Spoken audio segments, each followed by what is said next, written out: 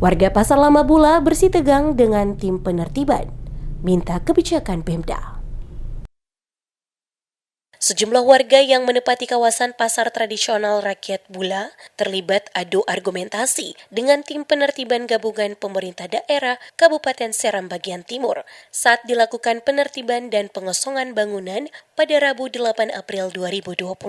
Ketegangan terjadi ketika petugas meminta warga segera mengosongkan bangunan pasar yang selama ini ditempati sebagai tempat tinggal. Lokasi tersebut rencananya akan dimanfaatkan untuk kepentingan lain oleh pemerintah daerah. Meski sempat memanas, situasi akhirnya dapat dikendalikan setelah petugas memberikan penjelasan secara persuasif kepada warga terkait tujuan penertiban.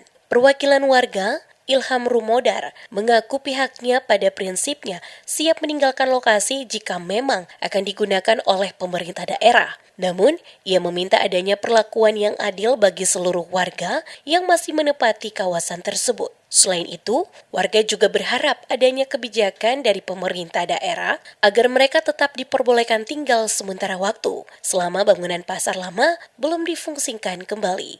Mereka beralasan sebelumnya terdapat pernyataan bupati yang menyebut tidak ada perintah untuk mengosongkan kawasan tersebut.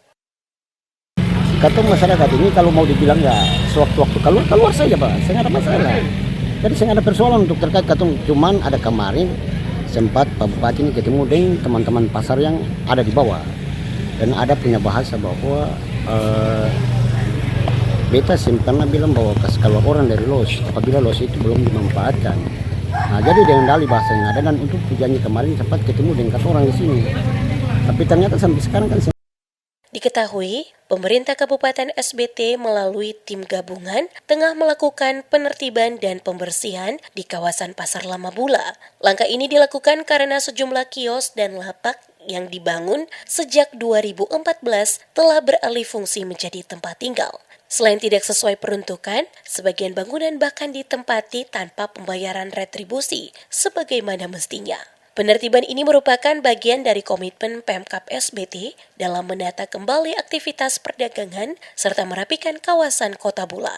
Pemerintah juga berupaya mengembalikan fungsi pasar sesuai dengan tujuan awal pembangunannya.